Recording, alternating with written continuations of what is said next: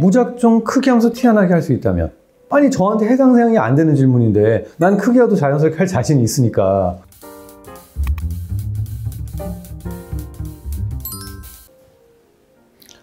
안녕하세요. 환자를 최우선적으로 생각하는 성형외과 전문의 김한조라고 합니다. 가슴 성형 밸런스 게임을 하겠습니다. 네. 근데 여기서 궁금한 게 밸런스 게임이라는 게 이제 둘 중에 하나 선택을 하는 건데 꼭 둘 중에 하나 선택해야 돼? 아니면 중간도 있어요? 네, 저는 무조건 둘 중에 하나. 선택은 하고 그 다음에 설명은 가능하다는 거죠? 오케이, 알았어요. 가슴 확대.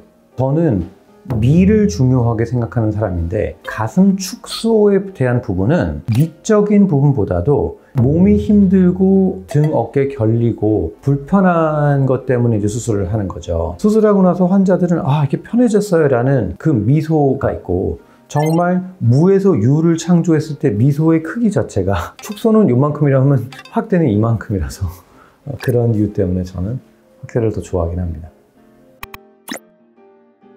H.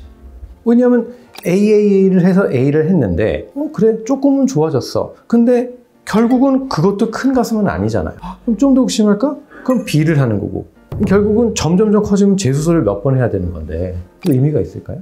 그러니까 하고 싶다는 건 이왕 커지고 싶다. 그럼 이왕이면 크게 하라는 거죠. 물론 또 크게 하는 거에 대한 단점도 있긴 있어요. 일단은 뭐 어쨌든 커지면 리플링이 생길 가능성도 높아지고 점점 티가 많이 날 가능성도 높아지고. 근데 제가 이렇게 얘기할 수 있는 이유는 진짜 크게 하더라도 그 한돈에서는 자연스럽게 만들 수 있는 자신감은 있으니까.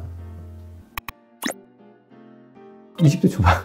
20대에 수술을 하는 거는 그때는 사진도 많이 찍고 되게 뽐내고 수술하려는 그런 의도가 있는 거고, 30대 초반은 조금 애매하긴 해요. 왜냐하면 이 나이는 사실 결혼을 했을 수도 있고 안 했을 수도 있으니까 수요하는 걸 빼고 결혼 안 했다는 조건에서 20대, 30대 이거 할 건 빨리 하는 게 낫지 않아요?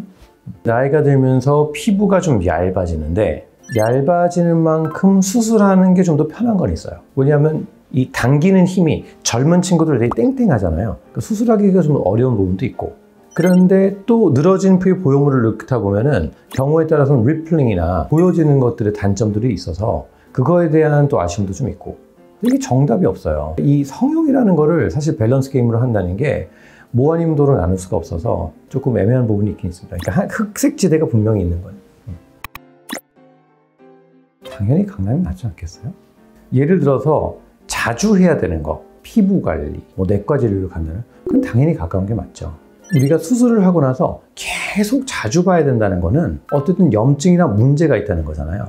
근데 그런 확률은 굉장히 낮고, 일단 수술을 한 번 하면 땡! 끝이잖아요.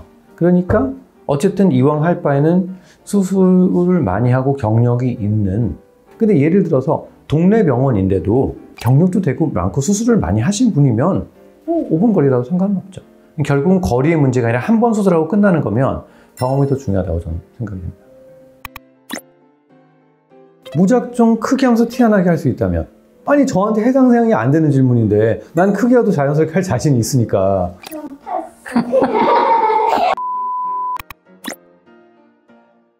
기본 전제가, 자, 잘 생각해 보세요. 원장님 저 티 나는 가슴 만들어 주세요. 그런 사람은 없어요. 단 한 번도 본 적이 없어요. 제 역할은 주어진 환경에서 최대한 자연스럽게 크게 만드는 게 제 역할이에요. 근데 이제 어느 순간 크기가 커지면 티가 날 수는 있겠죠. 근데 그 티 난다는 기준이 정말 큰 가슴임에도 불구하고 본인이 만족하면 그렇게 지내는 게 맞아요. 물론 커지는 거에 대한 또 단점도 부작용도 있긴 있지만 그거는 제가 설명할 의무가 있는 것이고, 문제는 작게 한다고 해서 예쁜 가슴이 아니라는 거예요. 일반적인 사람들은 작으면 작을수록 티가 덜 나고 더 자연스러울 거라고 생각을 하는데, 가슴이 주어진 공간이 있는데 이 공간을 메꿔주고 채워주는 게 어쨌든 수술적인 개념인 건데, 내가 폭이 11.5cm인데 폭이 10cm인 보형물을 넣으면 빈 공간이 많이 생겨서 오히려 더 티가 나는 거예요. 저는 환자분 보시자마자 처음 하는 게 이제 탈의를 하고 가슴 폭을 재요. 그 폭을 기준으로 보형물을 결정을 해요. 근데 예를 들어 폭이 굉장히 넓었던 환자분이에요. 이 폭에서는 이제 계산을 해보면 500cc가 되는 보형물이 맞아요. 환자 입장에서는 500cc요? 당연한 반응이에요. 3D로 벡터를 보여드리면 500cc가 이렇게밖에 안 커요? 저는 한 370 정도를 생각했는데요. 그 370을 봅시다. 원장님 왜 이렇게 모양이 이상하죠? 왜냐?